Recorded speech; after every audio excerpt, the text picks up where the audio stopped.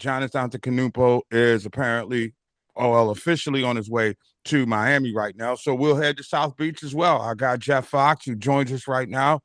And Jeff, thanks for taking the time to join us. And I don't know if it's like Carnival down there, but I get the sense that you guys are pretty psyched up to have the Greek Freak joining the fold down there on South Beach. No doubt, man. Everybody is stoked, man. It's like the LeBron thing all over again. Pat Riley is beloved once again in South Florida. I have forgiven him myself. Riles, you Wow. are good with me, man. You are good. You are good. You are good, man. It's unbelievable. All right. Well, you do get him, but you give up guys like Tyler Hero, who was a very good Heat member. I mean, that was one of those guys. What do you make of the assets that were lost by the team in order to get a guy who's one of the transcendent players of his generation? You had to do it. You had to do it. His back was against the wall. If this trade didn't go down, you would have heard an outcry from Heat Nation that would be heard around the nation, seriously, for Pat Riley to go. Because I was at that point with Pat Riley. I've been calling for Udonis Haslem and Alonzo Mourning and Dwayne Wade to take over, or James Jones, who Mm-hmm. really distinguished himself in Phoenix. I've been calling for them for years. I thought that Riles was living off the legacy of the big three and that his time had passed him by. And I also famously said that Riles failed Jimmy Butler. Because Jimmy Butler is not a Giannis. And we had a hard-nosed team. I call them the Fighting Eric Spoelstras because Right. he just put these teams together. They have a great coach, and he gets the most out of guys. But they were ultimately outmatched in the finals. You give Eric Spoelstra, a coach like Eric Spoelstra, some real superstars to work with, and he can make miracles. So what I see here, Mark, is a similar team that was built in '06 with Antoine Walker coming in and Gary Payton coming in. And then the Shaquille O'Neal that was kind of long in the tooth, but they still brought him and just Jason Williams and just hard those guys up and down the roster. I see them doing that again. Nobody's going to want to play the Miami Oh, well, I think the Knicks might have a little something to say about that, Heat. but we can talk about that a little bit later on down the road as we rock on talking with my guy, Jeff Fox, from Miami, where the folks are literally dancing in the street with the Yes, Greek sir. Freak on his way to South Beach. And I want to talk about what you think in terms of this new front line, because there were other pieces that went into this, like Andrew Wiggins coming down there like that, who's you know, he has the potential to be a great small forward. But when you look at that potential for the front line, Jeff, Wiggins at the small forward or three position, you'll have Bam as the center, and we've seen him come up with a big 80-point night, right? Yeah. And then there's Giannis as your power forward. I mean, not since the days of Zoe and the boys have you had a baseline like that, right? Yeah. I mean, it's going to be tough. It's going to be tough for anybody to score on that team. But ultimately, they're going to need great point guard play. They're going to need shooters. They're going to need some snipers on the outside. But I do trust Andy Ellsberg, Pat Riley, and Eric Spoelstra. I do trust them to find the right pieces to build around this crew. They're not done yet. They're not done by a long shot. New York, watch out. They're coming. The Miami Heat are coming. Oh, let us have our moment in the sun. It's only been a half century plus three, and we're not giving it back easy. Yeah, yeah. Anyway, let me talk to you about the backcourt for a second, because Tyler Hero was a dog who could shoot. You look at potentially your shooting guard is now going to be Norman Powell. The point guard, at least schedule wise, according to what I've understood, is Davion Mitchell. What do you make of the backcourt? Because we know the front court has the potential to be one of the best in the league, if not totally dominant. It's not good enough. This team has currently, construed. They're not good enough. They this, but Pat Riley and the front office They're not done. Now the streets are talking, and there's a lot of speculation, of course, possibly, and I dare say it, LeBron James and Bronny James South Beach reunion. It's a long shot, but there's some talk of that, and there's also talk that Pat Riley is not done looking for another big whale. If not a big whale, it'll be a great white shark, and a Kawhi Leonard possibly, or somebody else to add to the mix here. And I don't think the Heat are done by a long shot.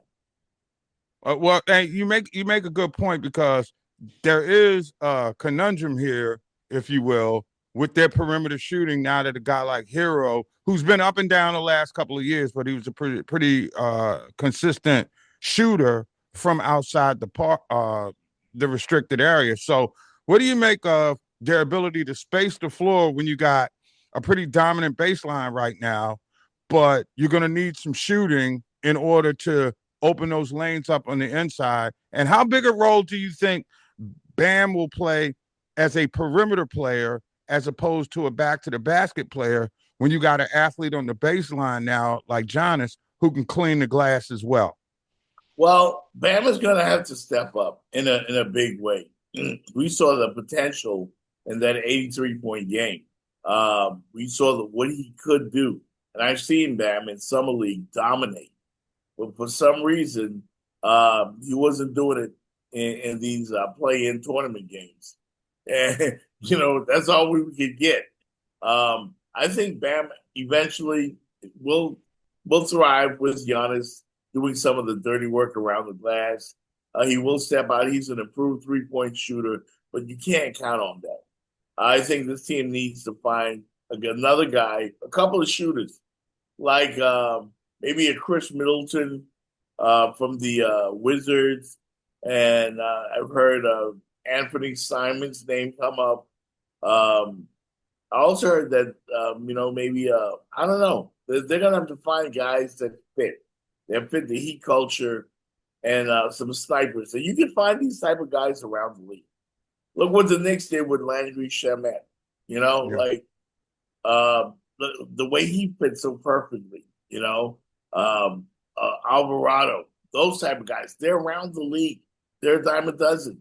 One name that nobody has talked about that I want the Miami Heat to go out and get, and it's a guy that they can get, and he's not a great shooter. That's Russell Westbrook. I see him fitting that Heat mold. Well, he's gritty. Okay, and plus he can lead the break. And yes. One thing about it, I've always thought that with the athletes that Spo had, they became, I guess, too half-court dominant, if you will, instead of taking advantage of the athleticism to get up and down the court and to create easier scoring opportunities for the team. And it's funny how a Pat Riley team in Miami looks a lot more like the Knicks than they did with Showtime. Yeah. Can they get to a point where you can go up and down the floor again, like when LeBron was there and you won a chip with D Wade and the boys? Absolutely. I saw them do it even a year ago. At times when they got hot, they were shooting the ball in probably under 9 seconds. They were playing, their pace was among the tops in the league. They just kind of fell off a little bit. And that's the inconsistency you get with a Tyler Hero. I was down on Tyler Hero. I thought his best year was year one when he played in the championship with Jimmy Butler and those guys. But I trust the Heat front office. Now that they've made this move, I trust them to find the right pieces. It's like making a great bowl of gumbo. You got to find the right pieces to put in there. And they've done it before, time and time again. You saw them do it, even with the big three, when they brought in the bench guys, the Shane Battiers of the world. And I've seen this team do it. I trust them to do it again. And we trust Jeff Fox to break it down for us, all things Miami related. So I guess, we do know that Miami is a town that likes to party. Yes, sir. So when does the Giannis Antetokounmpo party start? because we already know he's going to be there. Yeah, and listen, everybody is happy. They're dancing in the streets, just like you said. Clubs are looking for the big business. It's like we've had a rebirth because the last couple of years, all we've been used to is the playing tournament, and it became commonplace. And that's not what we're built on. That's not what D Wade was built on. It's not what Alonzo Mourning stood for. Not what Udonis Haslam stood for. I thought Pat Riley had, the best years and sailed by him. But this was a nice move. This was a nice way to redeem yourself with the fans here down in Miami. And now we're expecting them to do what they usually do. And I think the Miami Heat front office top 3 in the NBA right now.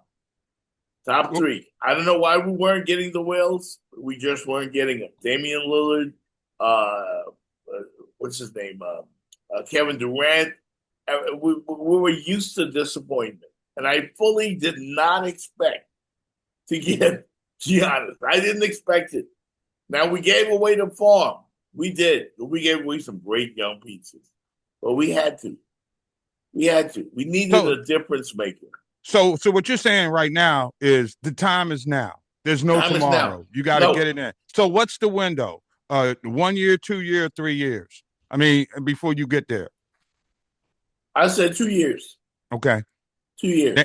And who's the king of the front office right now? We know Pat Riley's part owner, I guess, team president, the whole bit.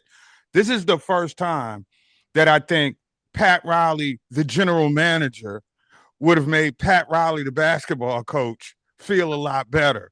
What do you think of him? Did he loosen his reins here in order for this to come to pass? He must have listened to Andy Ellsberg and Spo, because I felt especially bad Barrett Spoelstra. I spoke one time during the off season. We came back with more role players for Jimmy Butler to play with.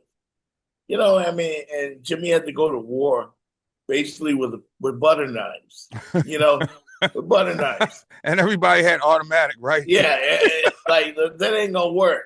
You know what I mean? Like when we played Denver in the finals, that was a mismatch.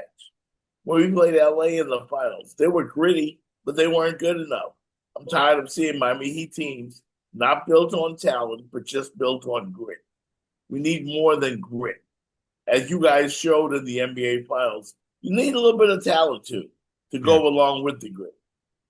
And you definitely improved the bench and the starting lineup right now. So the sky is the limit. It yes, would indeed. appear, at least over the next 24 months, right? I mean, it has to happen, and it has to happen now, for lack of a better term. I totally expect it. There's some nice pieces out there, and I expect the Heat to do what they normally do when we have events like this in this city. Everybody's on fire right now. Everybody's anticipating. The last time we felt this way was when we had the Big Three. This is the biggest move in Miami since the Big Three. Bigger than Jimmy Butler. When we got Jimmy Butler, we were like, okay.